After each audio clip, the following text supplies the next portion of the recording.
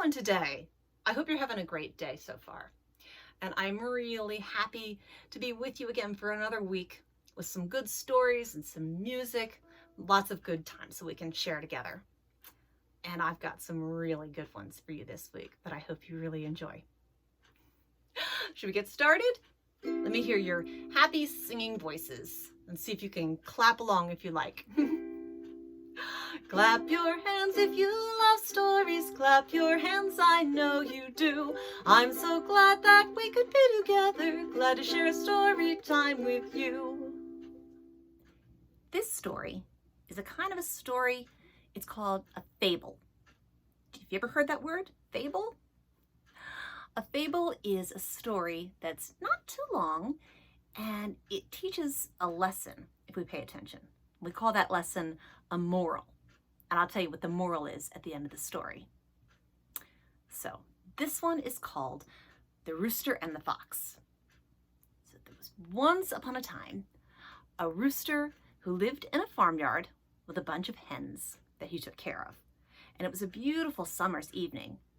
And everyone was getting sleepy and they were enjoying the warm air.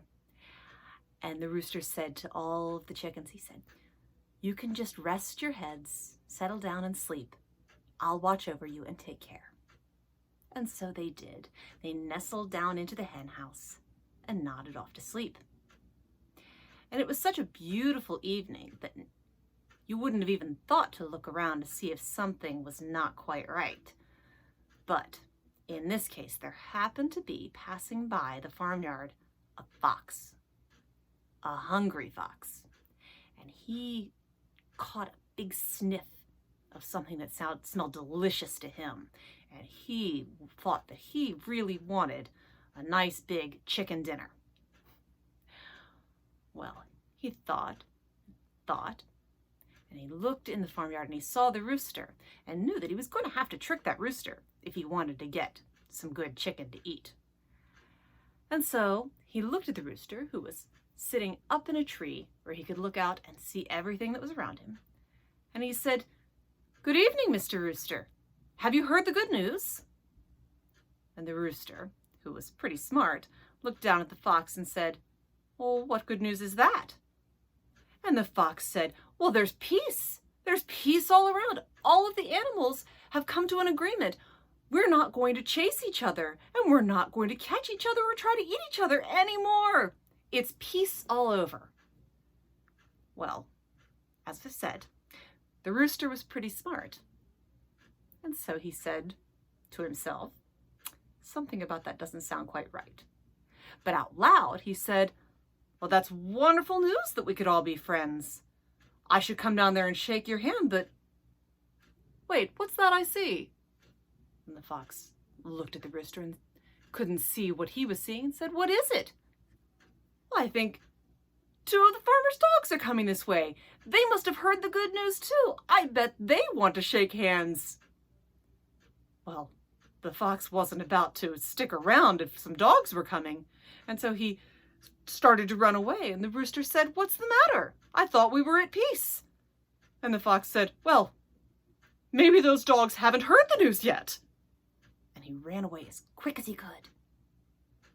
When the hens woke up and they heard the story, they thanked the rooster as much as they could for saving their lives.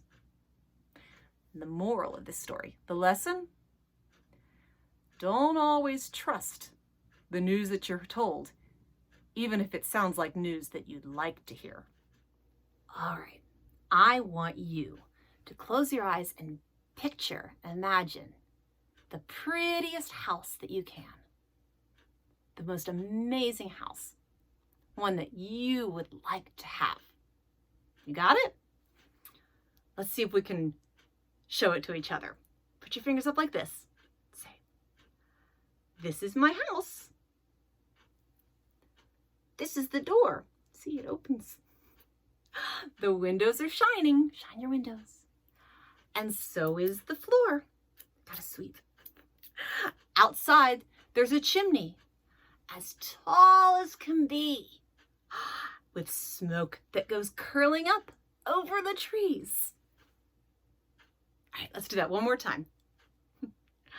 This is my house, and this is the door.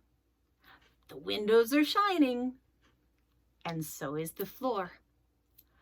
Outside is a chimney as tall as can be, with smoke that goes curling up over the trees.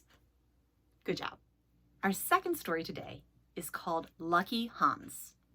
It's about a man named Hans who, you'll see, has nothing but good luck from beginning of the story to the end. We'll see about that. So, once upon a time, there was a young man named Hans who had been away from home for a very long time. He'd been working for a man on his farm for 7 years. But at the end of that 7 years, Hans said to his master, "I'd like to go home now to my mother. Would you pay me what I earned during those 7 years?" And since he had been a very hard worker for all those years, his master gave him for his payment a very large lump of gold. It was as big as his head and very heavy. And so Hans thanked him and put the lump of gold up on his shoulder and started to carry it down the road. Well, the lump of gold just got heavier and heavier and heavier. And Hans got more and more and more tired as he walked, and his feet got sore. And he was beginning to wonder if he was going to even make it the rest of the way home when he saw, coming the opposite way down the path, a man who was dressed all in fine clothing, who was riding on a very, very fine horse. And Hans paused and looked at the man on the horse and said, "Would you look at that? It's almost like riding in a chair. I wish that I had a horse like that." Well, the man on the horse happened to see him, and he happened to hear him, and he happened to notice the giant lump of gold that Hans was carrying on his shoulder. And the man said, "If you like, we could trade. I know how tiring it is to ride on this road. It must be even more tiring to walk, but if you'd like, you may have my horse. I will give him to you in exchange for that heavy lump." Hans was quick to say, "Yes, that's exactly what we should do. I should warn you, though, this is very heavy." And the man said, "I understand. I'm prepared for that." And so they traded, and the rich man walked away with Hans's gold, and Hans had the fine horse. And as he was leaving, the rich man said, "Just remember, if you want him to go faster, all you have to do is say, 'Giddy up.'" Hans had never ridden a horse before, but he climbed up on the horse and began to make his way down the road, feeling much, much more relaxed and much more energized. And after a while, he decided that he might like to go a little faster. And so he leaned over the horse's ear and said, "Giddy up." Well, the horse sprang up and started going faster, and Hans, who had no idea about how to ride a horse really, fell off of the horse and landed on the ground in a puff of dust. And the horse would have run clean away if there hadn't been a peasant coming the opposite way, driving his cow toward town. And the peasant caught the horse, and Hans dusted himself off as he stood up and said, "That horrible horse! I'll never ride him again." And the peasant said, "Well, it does look like a very fine horse, but if you're so convinced that you'll never ride him again, I might be willing to make a trade. What would you say? I will trade you my cow for your horse. A horse, all you can do is ride, but a cow will give you milk all of your days." And Hans thought that sounded like a very fine trade indeed. And so he gave the horse to the peddler, and he took the cow for his own. And they made their way down the road further. Well, after a while, the sun was beating down very hot on Hans, and he decided that he wanted to stop and refresh himself with a bit of milk. He didn't have a pail, so he took his cap off and put it on the ground. And he started to try to milk the cow. He'd never really milked a cow before. And for some reason, he was having a really difficult time milking this cow. He just couldn't get any milk out of it. And eventually, the cow kicked back with its hind leg and kicked him right on the shoulder and knocked him onto his bottom. Hans sat back up, very, very upset. And then he heard someone giggle. And he turned and looked, and there was a little boy with a pig under his arm who was laughing at Hans. And he said, the boy said, "What are you doing?" And Hans said, "I'm trying to milk this cow." And the boy said, "That cow's no good for milking. That's an old, old cow, I can see. The only thing that cow's good for is taking to the butcher." And Hans said, "Oh no, I don't even like cow meat. It's too tough. You have a nice pig. I like pig meat just fine." And so the boy said, "I could be willing to do a trade if you'd like. I could give you my pig in exchange for your cow. I like cow meat." Hans thought it sounded like a very good trade, and he was very lucky to come across that boy. And so he traded the cow for the pig, and he made his way down the road with the pig. After a time, he came across another young boy who was heading into town carrying a goose under his arm. And he tipped his cap to the boy and said, "How are you on this fine day?" And the boy said, "I'm very well indeed. I'm taking this goose to town for a great feast at the manor house. It's going to be the prime dish on the table. Everyone who eats of this goose is going to feel so happy." And Hans said, "That's very lucky for you indeed. I'm myself looking forward to having some of this pig when I get home." The little boy bit his lip and said, "I don't know that I'd talk too loudly about that pig if I were you. Where I just came from, someone stole the mayor's pig, and it kind of looks like the pig that you're carrying. I wouldn't want to get into trouble if I were you." Well, Hans was really startled. He didn't want to be caught holding a stolen pig. He could get thrown into jail. He said, "What should I do?" The boy said, "Well, I wouldn't want to see you get into trouble. If you take my goose, I'll take your pig." And Hans said, "Oh, thank you. Thank you very much." And so they made the trade, and the boy quickly made his way away with the pig. So Hans headed on further and further toward his home. And eventually he passed a man walking the other way who was whistling happily and jingling some coins in his pocket. And the man said, "Good evening." And Hans said, "Good evening to you. Why do you look so happy today?" And the man said, "I have no worries in the world. I have not a care in sight. And what of you?" And Hans said, "Well, I'm having a great day too. Just look at this goose that I traded for." And the man said, "What did you trade to get the goose?" "A pig." "And what did you trade to get the pig?" "Oh, a cow." "And to get the cow?" "A horse." "And for the horse?" "A very large, heavy lump of gold." Now the man understood, perhaps what Hans didn't, that maybe some of those trades, all of those trades, had not really been smart. And so he was a little bit sneaky when the next thing he said was, "Well, the only thing that could make you happier than that would be if you could hear the jingle of coin in your pocket as you walked down the road, knowing that you had made your fortune." And Hans said, "Well, how have you made your fortune?" "I'm a knife grinder. I'm a happy man grinding knives and making them sharp for people." And Hans said, "Well, how do you become a knife grinder?" The man said, "Well, that's the thing. It's very simple. All you need is a whetstone that you use to make the knives sharp." "Well, where do I get a whetstone?" Hans said. The man said, "I will be happy to give you one in exchange for your goose. That's the only payment I require." And Hans said, "Yes, I think that sounds like a very good trade."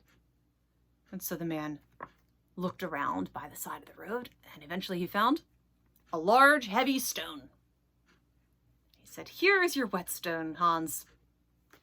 Go forth on your new career." And Hans gave him the goose and started carrying that stone with him all the rest of the way home. The stone was heavy, and Hans eventually was sweaty and tired, and he needed a drink of water. Well, there was a stream nearby, though. So he walked over to the stream, and he rested the stone on the ground, and he leaned on it as he leaned out over the water to try to get some to drink. But as he leaned, he pushed a little too hard on that stone, and with a big tumble and splash, the stone fell into the water. And Hans looked at it for a moment, and he said, "How lucky am I? I was just thinking that I wished I didn't have to carry this any further, and now I don't."